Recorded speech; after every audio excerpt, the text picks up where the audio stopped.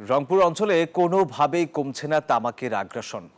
সরকারের নানা উদ্যোগেও তামাক নামক বিষ পাতা উৎপাদন থেকে ফেরানো যাচ্ছে না কৃষককে। সিগারেট কোম্পানির নানা ধরনের প্রণোদনার পাশাপাশি দাম ভালো পাওয়ায় স্বাস্থ্য ঝুঁকির কথা জেনেও তামাক চাষ করছেন রংপুর অঞ্চলের কৃষকরা। গত বছর থেকে চলতি মৌসুমে তামাকের চাষ বেড়েছে ৪৪%। রংপুর থেকে রেজাউল করিম মানিকের রিপোর্ট।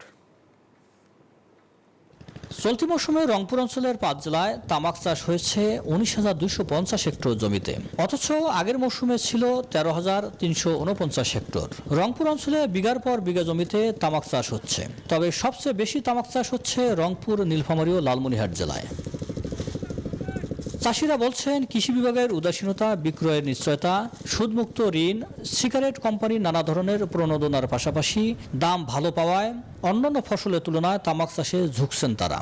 আলু আবাদ করছি, আলুর তো ধরা খাসি, আলুর দামেই নাই, কৃষক একেবারে মারা। এখন তাঙ্কু আবাদ করছি, যদি সরকার বিদেশের সাথে যদি যোগাযোগ করে তাহলে কৃষক একটু লাভবান হবে। তামাকে একটু বাজারে একটা ভালো কোম্পানি ভালো রেট দিছে, যার কারণে মানুষ আলুর পাশাপাশি বা অন্যান্য ফসলের পাশাপাশি তামাকটা এখন তামাকের উপর বেশি একটু চাহিদা দেখাচ্ছে। এবার মেলা টাকা লস খাইছে আলুওয়ালার ঘর।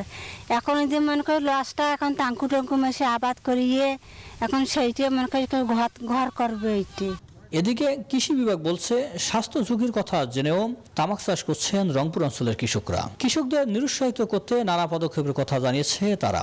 তামাকে ৭,০০০-এর বেশি উপাদান আছে যেটা কিনা মানুষদের কেমিক্যাল আছে যেগুলো মানুষদের ক্ষতি করে, এবং ৭০টার বেশি উপাদান আছে যেগুলো মানুষের শরীরে ক্যান্সার তৈরি করে। আমরা কৃষি সম্প্রসারণ অধিদপ্তর বরাবরই কৃষক ভাইদেরকে এই বিষয়টা একটু নিরুৎসাহিত করি যে তামাক আসলে একটা স্বাস্থ্যের জন্য ক্ষতিকারক ফসল, এটি আবাদ না করার জন্য।